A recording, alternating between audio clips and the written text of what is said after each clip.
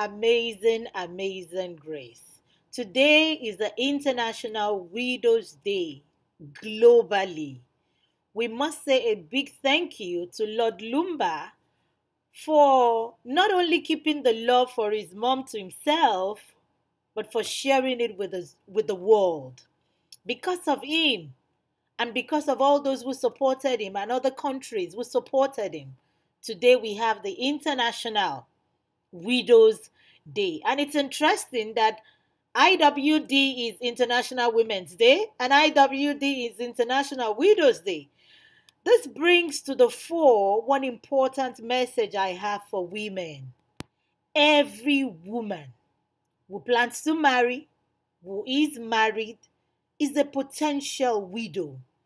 And if we think about that, if we think about the eventuality, the inevitability of death, then we all will prepare for what I now call the exit strategy. We would have an exit strategy. What happens after love? Beyond legality, I always tell people, there is humanity.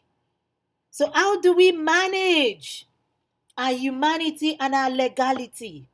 How do we manage the two to ensure that those we call our loved ones are not left hanging when we pass on to a world beyond here? First, I want to say Happy Widows Day.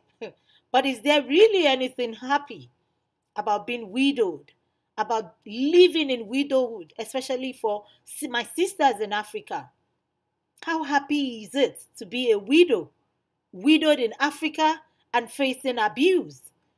But as I said today during my interview on NTA News 24, widow abuse is global. And it is why I'm using this opportunity to call on leaders globally. It was shocking to me to realize that there was no theme for today. No theme from United Nations. No annual themes for widows. It's something we have to look at. For IWD International Women's Day, people run with the vision. So when we say balance for better, everybody wants to balance. Everybody wants to do something. But there is none for today. But I'm happy that we have a day to focus on the plight of widows.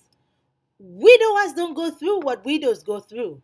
It is time for all of us to arise and say, the next person to become a widow will not have to face abuse, because we're all going to work to ensure that we end widow abuse.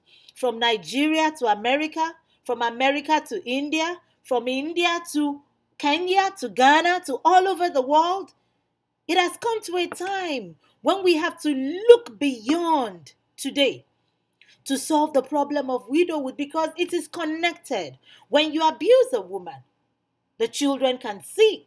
Such children are not growing in love. It is time for us to say no to discrimination. It is time for us to say no to dehumanization. It is time for us to say no to disinheritance. We cannot compound the grief of widows by adding more to it. We cannot compound the grief of widows by making life unbearable for them. As I said to people, I experienced widow abuse because the judiciary in Nigeria did not protect me as a widow. The legislature in Nigeria did not protect me as a widow. The executive in Nigeria did not protect me as a widow. And coming to America, bringing documents that were forged to America, the law here is fraught with sexism and racism.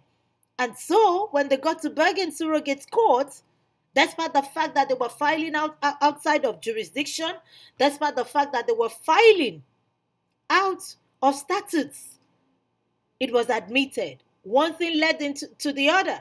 Wells Fargo also got to, get their pound of flesh from the abuse. This should not be so. On this day, I want to encourage every woman who is a widow, stand strong. Let us stand together. Let us stop the shaming. Let us remove the stigma.